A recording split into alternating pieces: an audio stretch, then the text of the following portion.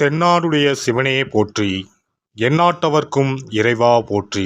அனைத்து தமிழ் உள்ளங்களுக்கும் கனிவான வணக்கங்கள். குரு பகவானின் அதிசார பெயர்ச்சி. குரு பகவான் 12 ராசிகளுக்கும் அற்புதமான பலன்களை தன் ஸ்தான பலத்தாலும் அருட்பார்வையாலும் அள்ளி வழங்குபவர். அதனால்தான் குரு பார்க்க கோடி நன்மை என்பார்கள். குருவின் திருவருள் சகல மங்களங்களையும் சுபிட்சத்தையும் அளிக்கும். குரு பிரம்மா, குரு விஷ்ணு, குரு தேவோ மகேஸ்வரக, குரு சாஸ்தாத் பரபிரம்மா, தஸ்மை ஸ்ரீ குருவே நம என்கிற மந்திரத்தை சொல்லி குருவை வணங்க நன்மைகள் தேடி வரும்.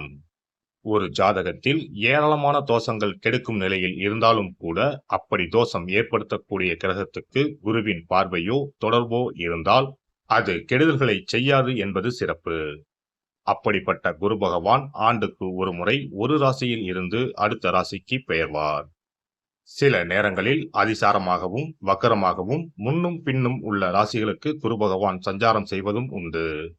அந்த வகையில் தற்போது தன் பகை வீடான மிதுன ராசியில் சஞ்சாரம் செய்யும் குரு பகவான் அதிசாரமாக கடக ராசியில் பிரவேசித்து உச்சமடைய போகிறார்.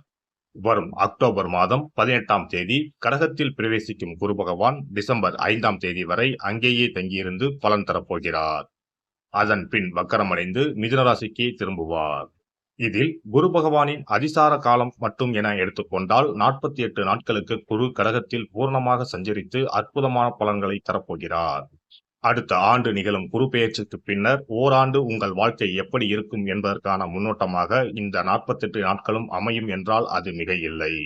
அந்த வகையில் இதில் அற்புதமான பலனை பெறப்போகும் ராசிக்காரர்கள் என்றால் முதலில் மிதுன ராசியை சொல்லலாம். ஜென்ம குருவாக இருந்தவர் தனஸ்தானத்துக்கு நகர்வது நல்ல மாற்றமாகும். கன்னி ராசிக்கு லாபஸ்தானத்தில் அமர்ந்து உற்சாகத்தை கொடுக்க போகிறார். விருச்சிக ராசிக்கு 9இல் அமர்ந்து ஆசுவாசப்படுத்தப் போகிறார். மகர ராசிக்கு 7இல் அமர்ந்து ஆனந்தமான வாழ்வை தரப்போகிறார். மீனராசிக்காரர்கள் கஷ்டங்கள் நீங்கி சுகமான வாழ்வை அனுபவிப்பார்கள். மற்றபடி தனகாரகரான குரு பகவான் உச்சம் அடைவதால் உலகெங்கும் பணத்தட்டுப்பாடு ஓரளவு நீங்கும். வாரா கடன்கள் வங்கிகளுக்கு அதிகம் வசூலாகும். மழையளவு உயரும். உணவுப் பொருள் உற்பத்தி அதிகரிக்கும். விருச்சிக ராசியை குரு பகவான் பார்ப்பதால் பூமி விலை உயரும். ரியல் எஸ்டேட் சூடுபிடிக்கும். மருந்து பொருட்களின் விலைகள் குறையும். குரு பகவான் மகர ராசியை பார்ப்பதால் அந்நிய முதலீடுகள் அதிகரிக்கும். குரு பகவான் மீனராசியை பார்ப்பதால் கல்வித்துறை நவீனமாகும். பதிப்பகத்துறை, கேட்டரிங், சட்டம், சிஏ, சிவில், ஆர்கிடெக்ட் துறைகள் வளர்ச்சியடையும். இந்த அதிசார பெயர்ச்சியால் உங்கள் வாழ்வில் வளமும் நலமும் செல்வ செழிப்பும் பெற்று வாழ்வில் உயரிய நிலையை அடைய எல்லாம் வல்ல எம்பெருமானை வேண்டி விரும்பி கேட்டுக்கொள்கிறேன். மகர ராசி அன்பர்களே, தற்போது குரு பகவான் 6இல் மறைந்திருந்து பல இன்னல்களை கொடுத்து கொண்டிருக்கிறார். மனச்சோர்வு, பொருள் இழப்புகள், ஆரோக்கிய பாதிப்பு என்று அனைத்திலும் பல பாதிப்புகளை கொடுத்து உங்களை முடக்கி வைத்த குரு பகவான் அக்டோபர் 18ஆம் தேதி முதல் 7ஆம் வீட்டில் அடியெடுத்து வைத்து 48 நாட்கள் வரை அங்கேயே சஞ்சாரம் செய்கிறார். இந்த சஞ்சாரம் உங்களுக்கு ஒரு வரப்பிரசாதமாக அமையப் போகிறது. குரு பகவானின் பார்வை ராசியில் விழுவதால் மனதில் இருந்த தாழ்வு மனப்பான்மை நீங்கி நம்பிக்கை பிறக்கும். கவலைகள் எல்லாம் விலகும்.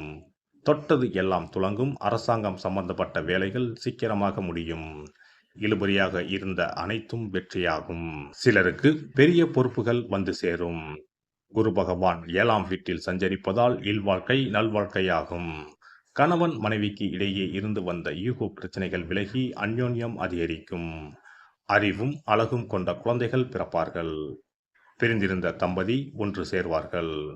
குடும்பத்தில் சந்தோஷம் நிறைந்திருக்கும். வாழ்க்கை துணை மூலம் பல நன்மைகள் வந்து சேரும். அவர் உங்கள் மனதை புரிந்து கொண்டு நடப்பார். வாழ்க்கை துணைவர் வழி உறவினர்களாலும் மகிழ்ச்சிகள் ஏற்படும். பூர்வீக சொத்துக்கள் கைக்கு வரும். வியாபாரத்தில் வேகம் கூடும். லாபம் அதிகரிக்கும். புது ஒப்பந்த முயற்சிகளில் இதுவரை இருந்து வந்த தடைகள் விலகும். குறிப்பாக திருவோண நட்சத்திரக்காரர்களுக்கு அற்புதமான பலன்கள் வாய்க்கும். பெரிய அளவில் ஜெயித்து காட்டுவார்கள். ராசிக்கு 3ஆம் வீட்டை குரு பகவான் தனது 9ஆம் பார்வையாக பார்க்கிறார். இனி தைரியம் அதிகரிக்கும். மனதை அலைகழித்த தயக்கங்கள் விலகும். முயற்சிகளை முடுக்கி விடுவீர்கள். தொட்டது துலங்கும். இளைய சகோதர வகையில் நன்மைகள் கிடைக்கும். ராசிக்கு 11ஆம் வீட்டை குரு பகவான் பார்ப்பதால் லாபம் அதிகமாக கிடைக்கும். பொருள் வரவில் இருந்து வந்த தடைகள் விலகும். இதுவரை சேமிக்க முடியாமல் இருந்தவர்கள் கொஞ்சம் சேமிக்க ஆரம்பிப்பீர்கள்.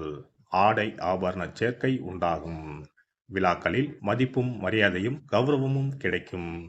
எனினும் ராகு பகவான் 2ஆம் வீட்டில் இருக்கிறார் என்பதை மறக்க வேண்டாம். பேச்சில் மட்டும் நிதானத்தை கடைபிடியுங்கள். செலவுகளை குறைத்துக் கொள்ளுங்கள். குருவின் பார்வை உங்களுக்கு மிகுந்த பலனை கொடுக்கும். மொத்தத்தில் இந்த அதிசார குரு பெயர்ச்சி காலம் உங்களுக்கு ஏராளமான நற்பலன்களை கொடுக்கும் என்பதில் சந்தேகம் வேண்டாம். குலதெய்வ வழிபாட்டை மேற்கொள்ளுங்கள். பார்வையற்ற அன்பர்களுக்கு உதவுங்கள்.